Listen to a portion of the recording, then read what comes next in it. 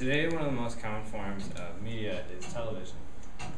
Actually, in 99% of American households, there is at least one TV set. So most likely, most Americans are exposed to it. These are some shows you guys might recognize. There's Jay Leno Show, one of the most mainstream talk shows.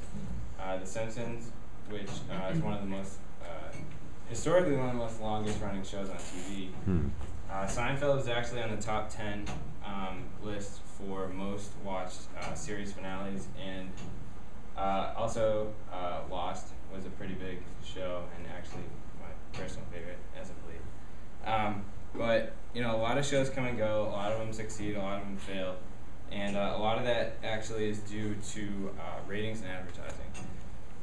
So basically, I'm just going to show you, kind of what goes into it, and basically, how it works.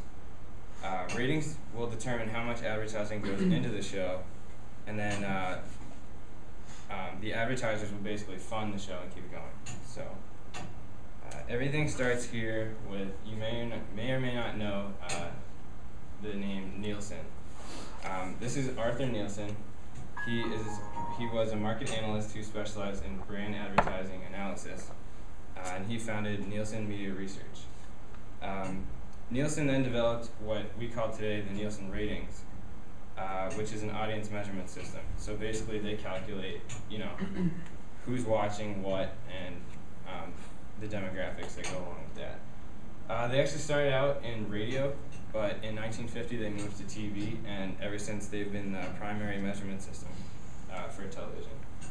The Nielsen ratings drive every single aspect of television by determining the size of an audience and the composition of TV programming. So now, where does advertising come into play? Basically, the TV ratings are everything. That determines, the calculated TV ratings basically are telling where the show is popular, if people want to watch it. So the higher the ratings, the more advertisers want to buy ad space and put their commercials in the show. So certain advertisers will market their product during specific shows depending on the target demographic. I don't know how many of you guys are familiar with the term demographic, but basically it's a target audience for advertisers that is measured by age, gender, and household. So basically it'll be broken down into different categories. One of the most common demographics is adult 18 through 49. So that's where the majority of advertisements and TV shows will fall. There's also household, which means it's for the entire household.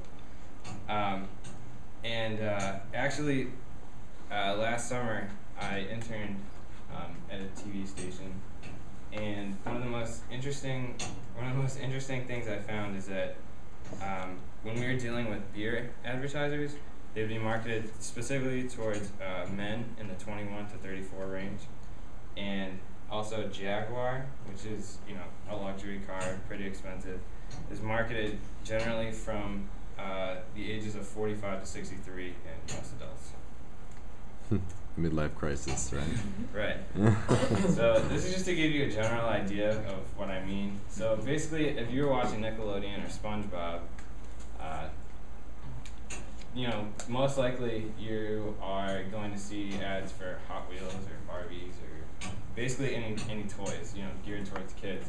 But if you were to watch the Today Show, you were to see things geared towards adults. So here's an ad for Toyota Camry, or you might see jewelry or grills or lawnmowers, anything like that. So you're not really gonna see any ads for Victoria's Secret or anything while watching SpongeBob.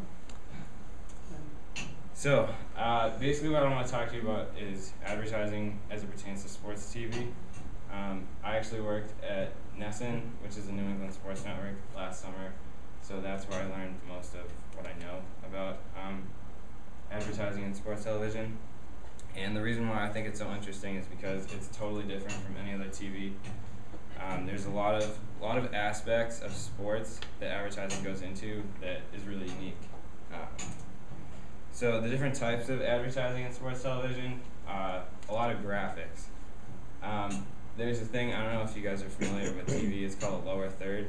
So basically, it's a graphic that's at the bottom of the TV, and a lot of advertisers put a lot of money into, say you're in a pregame or a postgame show, it'll say brought to you by Amica Insurance or something like that. An elevator, you might not know the term, but I'm sure you guys have seen it.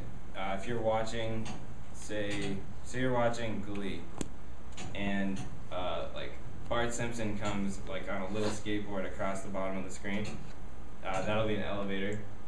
Snipe is a little tiny 15-second ad or graphic that'll appear at the bottom of the screen. Aspects of the game will actually be advertised.